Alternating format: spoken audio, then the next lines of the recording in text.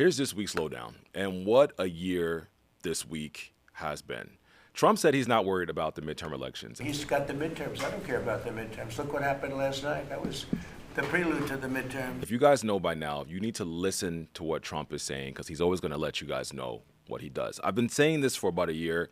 He's a scammer from Queens, New York, and I don't think you truly understand what that means being from New York and being from the borough of Queens.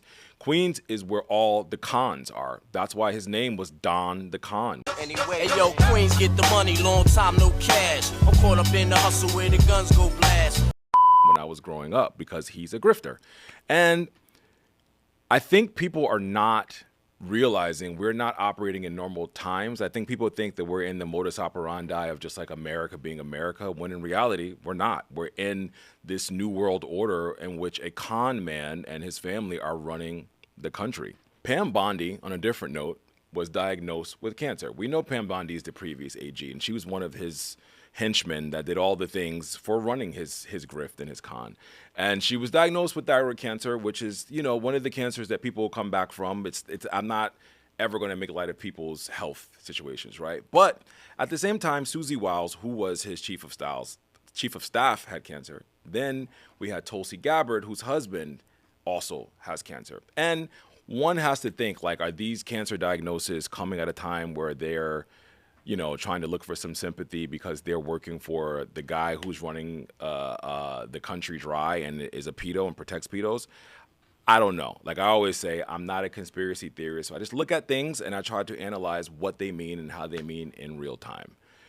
Back to Trump talking about the midterm elections. We have to think about how he uses political fodder to throw out breadcrumbs to his base. And when his base picks things up, they never actually research the parameters around what he's talking about. Let's call a spade a spade. They're fucking dumb. And right now, they're talking about Spencer Pratt. Spencer Pratt is the biggest talking point that's coming out of the right. And it's due to the SAVE Act being thrown out and them now talking about voting and showing your ID to vote. California, New York, and many other states have a voter registration system that does checks for your ID at the beginning of the system. So at step one, when you register to vote, on the back end, these databases are talking to verify your social security, your address, that you are who you say you are, and that you're a citizen. And most people in these states, when you get your driver's license, is when you register to vote. Because when you get your driver's license, you show your birth certificate. You show that you are who you are. Well, there has been a trend online. And I always say, man, I truly have never seen people I think are dumber than a patch of grass or a thumb more than these fucking MAGA people. They're saying that they're going to come to Los Angeles. They're coming to Los Angeles to vote for Spencer Pratt because Spencer Pratt represents them. And clearly, since we don't need ID to vote in California, that they can just do it. And it actually makes my brain hurt because when I see things like this, and this is what I can never understand. I'm a person that if I don't know something, I will always look stuff up. But I guess in order to be inquisitive, you have to have the brain and the wherewithal to do that. But confirmation bias is a real thing.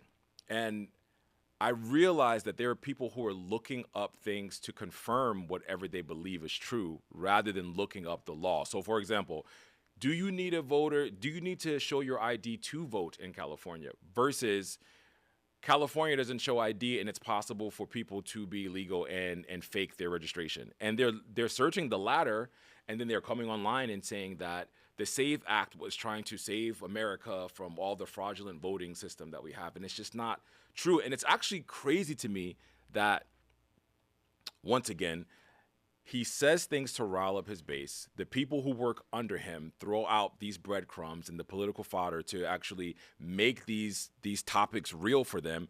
And when you're dumb, I guess you just don't research what and how things are done.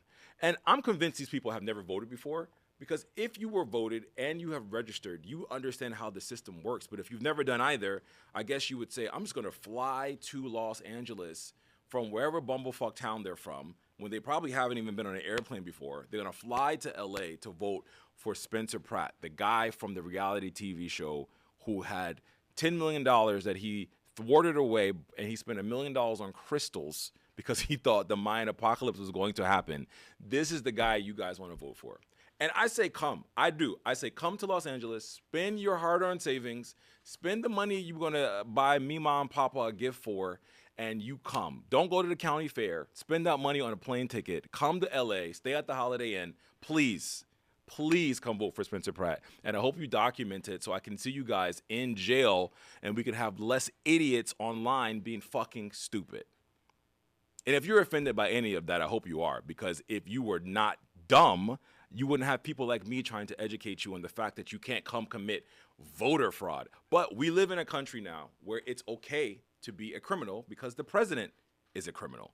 And when the president is a criminal, he tells you how he's going to break the law consistently, and he lies to his base about breaking the law.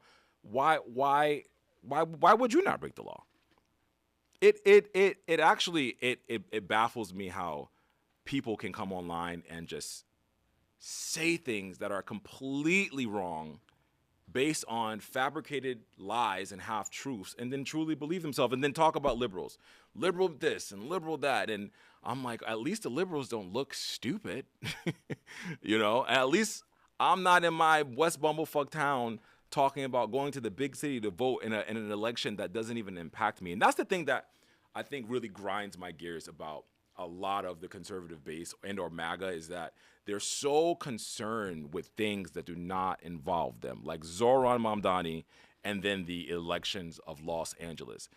And newsflash, without California and New York, 38% of you guys would have no money for your social programs, no money for your farms, no money to fund your states because your states are poor. So if I was you, I would focus on being home and not focus on the people who are funding you to live your life. Okay? So that's coming from your pimp. Mind your business, all right? But all of that is happening. And I was having a conversation with a friend about this very thing. And she kept saying, but why do they think they can do that? Why is this happening? How can Trump have a $1.8 billion slush fund and no one's doing anything? And I think the problem with not even just the Democrats or people liberal, I think with just well-intended people, right? Because there are people who are well-intended, who are educated, who are smart, who just want a better life, who are actually struggling, right? And who are suffering. I think the issue that I'm taking with a lot of people is that we are refusing to look at the country we're in the actual condition and state that we're in. We are no longer in the America where the Republicans actually played by the rules and actually wanted to discuss policies and politics with Democrats across the aisle. We're no longer in the America where if there was a decision that couldn't be agreed upon, then there were people who went on subcommittees and they came together to put together a bipartisan agreement. We're no longer there. We're in an America where Trump's Republican base are blindly following anything that he does and lying to do so. I mean, I've seen, Caroline Leavitt, JD Vance, and what's his name? I forget the guy's name. Mike, the leader of the Speaker of the House. Oh man, Mike Johnson. And Mike Johnson just fucking lie. Ergo, Trump says, I don't care about the American people. I didn't bomb Iran. I don't think about anybody. I don't think about anybody's finances. I don't think about it. Mike Johnson, well, we have to look at the conditions what he said it in. Then we have JD Vance. I don't think he said it. Caroline Leavitt, I don't think he said it. You guys are fucking liars. You're fucking liars. And I think the thing that really grinds my gears is how long can people believe in this system? And I think a lot of the people who believe in the system only believe in it because the alternative hasn't served them. And I'm not a person I'm not like crazy. I'm not like a crazy blue. I'm not a crazy liberal. I'm not crazy on the left. I'm someone who is a common sense person. And that's always been my political views. I'm common sense. So I understand when there's a huge section of the country that has felt underserviced and underseen for years. And they've had this president and this administration promise them visibility, promise them a better life, promise them a seat at the table. But at the same time, the Trump family has made $10 billion since they've been in office. So how long can you believe millionaires and billionaires telling you that you matter when everything they're showing is that they don't give a fuck about you? And I think that's a hard pill to swallow for a lot of people. It's a hard pill to swallow that my decision was incorrect and that I now regret my decision. Now, there are some people who are saying that, right? But then there are some people who are hardline in that cult of MAGA who are just like racist, who are just like, I'm anti-immigrant, I'm anti-brown, I'm anti-black, I'm anti-gay, I'm anti-everything.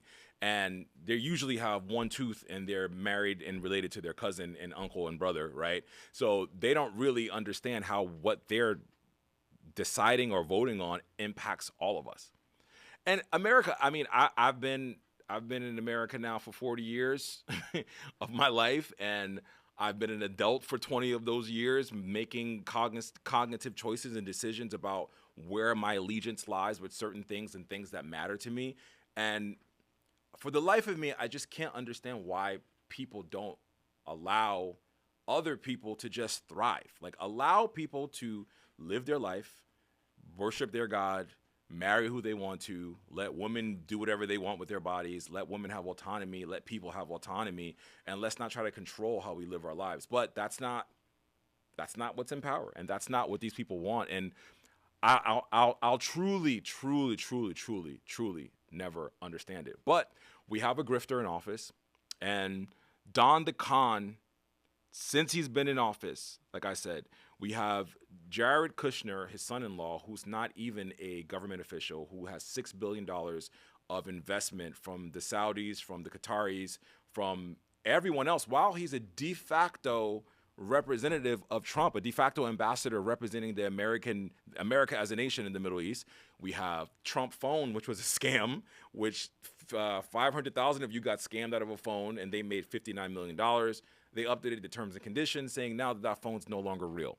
We have the same scam set of his sons, Eric and Don Jr. They got the contracts to make the drones after America said we can't buy drones from China. They got a $2 billion open-ended contract from the Pentagon.